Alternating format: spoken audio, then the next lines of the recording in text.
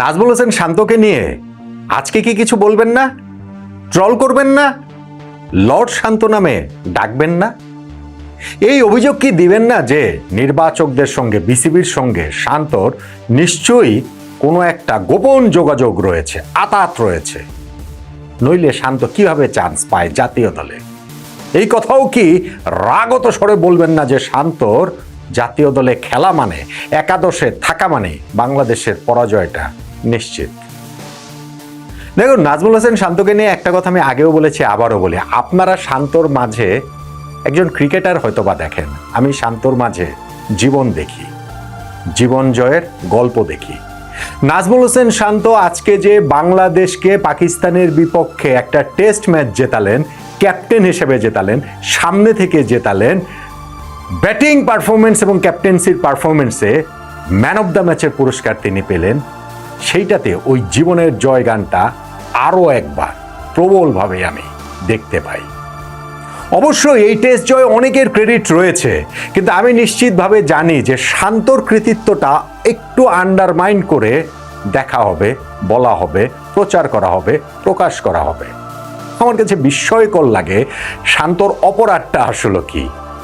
তিনি বাংলাদেশের হয়ে খেলছেন, নিয়মিত পারফর্ম করছেন, রান করছেন, ভালো ক্যাপ্টেন্সি করছেন, গুড লুকিং, তার উপরে এত রাগের আসলে কারণটা কি? বাংলাদেশের ক্রিকেট ইতিহাসে আমার মনে হয় না আর কোনো ক্রিকেটারকে নিয়ে, কারেন্ট ন্যাশনাল টিমের আর কোনো ক্রিকেটারকে নিয়ে এত সমালোচনা, এত ব্যঙ্গবিদ্রুপ, এত সোশ্যাল মিডিয়ায় ট্রোলিং হয়েছে।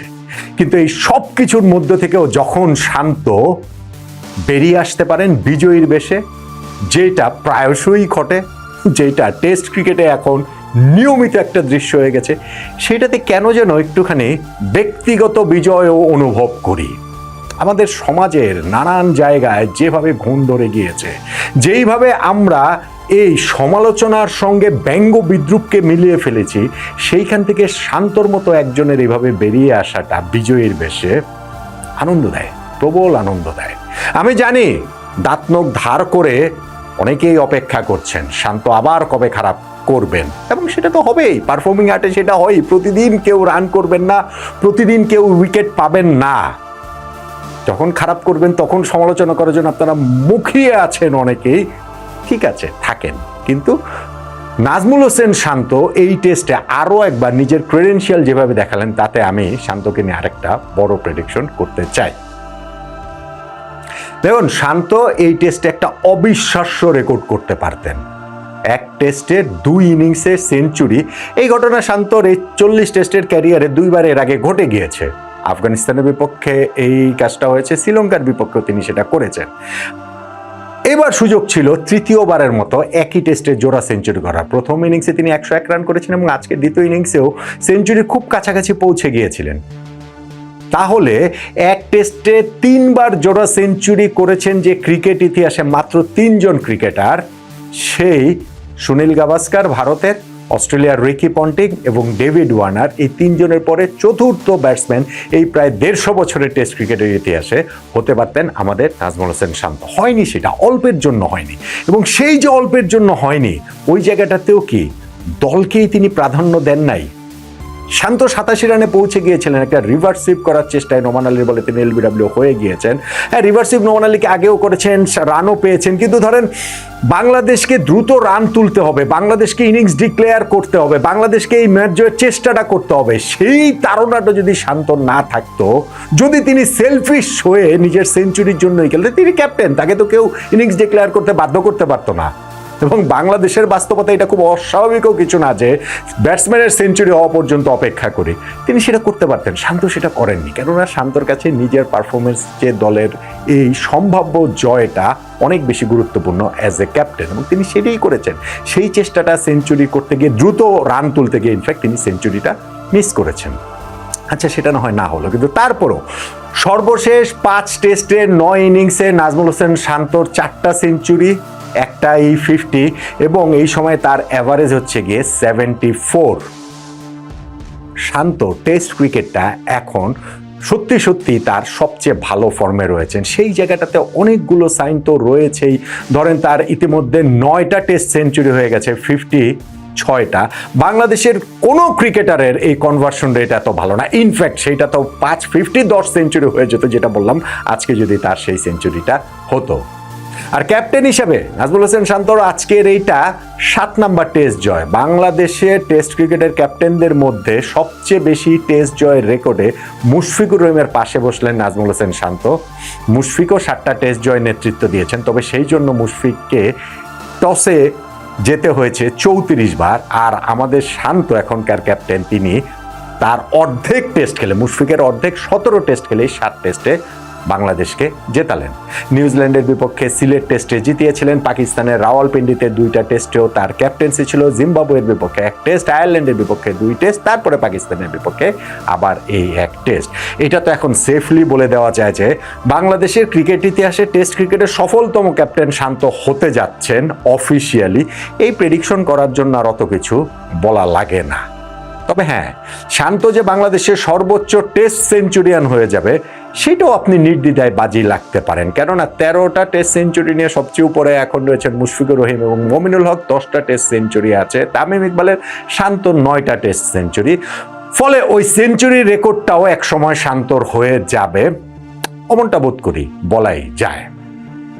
শান্তর ব্যাটিংয়ের যে এখন একটা পার্পল প্যাচের ভেতর দিয়ে তিনি যাচ্ছেন, এবং আপনি খেয়াল করে দেখেন যে গত শ্রীলঙ্কা সফরেই তো গল টেস্টে তিনি জোড়া সেঞ্চুরি করেছিলেন, এবং সেই সময়টাতে তার অবস্থাটা কি ছিল, তাকে ওই ওয়ানডে ক্যাপ্টেন্সি দিকে সরিয়ে দেওয়া হলো, তার মাথায় রয়েছে যে এই টেস্ট সিরিজের পর টেস্ট ক্যাপ্টেন্সি ছেড়ে দিয়েছিলেন, তারপরে আবার ক্রিকেট ফেডারেশন কথা বলে সেই ক্যাপ্টেন্সিটা তিনি চালিয়ে যাচ্ছেন। ওই অবস্থাতে থেকেই এই 5টা টেস্টে তার যে পারফরমেন্স, ব্যাটিং পারফরমেন্সের কথা বললাম, সেইটা আসলে অ্যামেজিং। নাজমুল হোসেন শান্তর যে তার ওই ব্যাটিং এবিলিটিটা, সেইটা আরো ভালোভাবে নিঃসন্দেহে প্রকাশ করে। শান্তর ব্যাটিং দেখার জন্য যে আমি জানি না যে তাকে নিয়ে আসলে ট্রোলিং এর কারণটা কি, তিনি যে খুব ধীর গতিতে খেলেন বা টেস্ট ক্রিকেটের মেজাজটা তিনি খুব ভালো খেলেন, স্কোয়ার অফ দ্য উইকেটে ভালো খেলতে পারেন, তিনি পুল হুক খুব ভালো করেন, ড্রাইভও তিনি গিয়ে দুর্দান্ত, তাহলে শান্তকে নিয়ে আসলে সমস্যাটা কোথায়? দেখেন, সাধারণ মানুষকে নিয়ে আমার খুব একটা কিছু বলার নেই। সাধারণ মানুষ তারা তাদের পছন্দ অপছন্দের, তাদের ওই তীব্রতার জায়গাটা থাকবে, কিন্তু মিডিয়া, সোশ্যাল মিডিয়া যারা এজেন্ডা সেট করে, তারাও শান্তর পেছনে যেইভাবে লেগে থাকেন, এবং তারা এখনো আমি জানি যেভাবে লেগে আছেন যে ভবিষ্যতে শান্তর একটু পান থেকে চুন খসলেই যা করবেন শান্তকে নিয়ে, সেটা অন্য অনেক ক্রিকেটারদের ক্ষেত্রে হয় না। শান্ত কিভাবে দাঁড়িয়ে আছেন, শান্ত কিভাবে কোচের সঙ্গে কথা বলছেন, শান্ত কোন অ্যাপ্রোচে ব্যাটিং করছেন, কই নেগেটিভিটি ছড়িয়ে দিচ্ছেন, এইগুলা এত চর্চা আসলে শান্তকে নিয়ে আমাদের এই মিডিয়া, সোশ্যাল মিডিয়া এজেন্ডা সেটারদের মধ্যে হয়েছে, সেটাতে সাধারণ মানুষ প্রভাবিত হয়।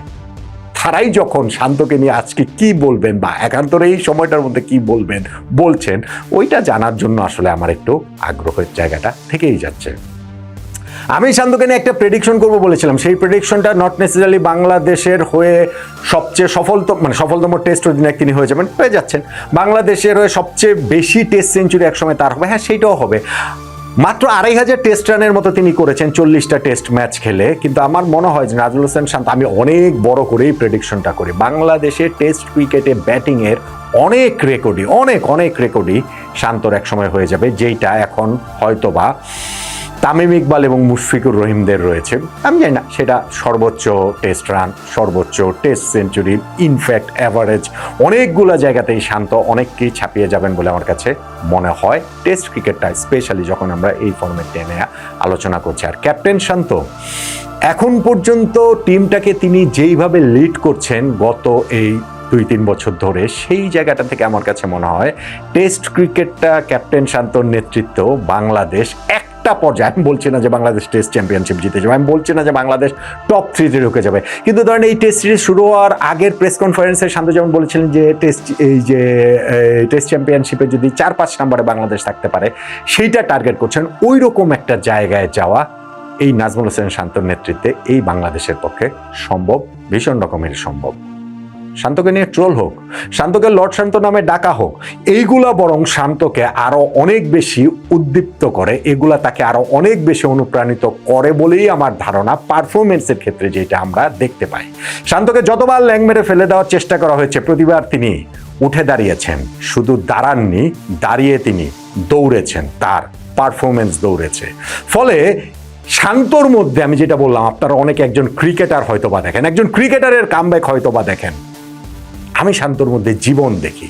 আমি শান্তর মধ্যে দেখি যে জীবনে এইরকম অনেক রকম সমালোচনা, পেছনে অনেক কথা, অনেক কটুবাক্য থাকবে, কিন্তু তার মধ্যে দিয়েও কিভাবে এগিয়ে যেতে হয়, কিভাবে সমালোচকদের প্রশংসাকারী বানাতে হয়, কিভাবে ট্রোলকারীদের, যারা গালিগালাজ করছেন তাদের মুখ থেকে কিভাবে প্রশংসা বাক্য আদায় করে নিতে হয়, গালাগালিকে কিভাবে করতালিতে পরিণত করতে হয়।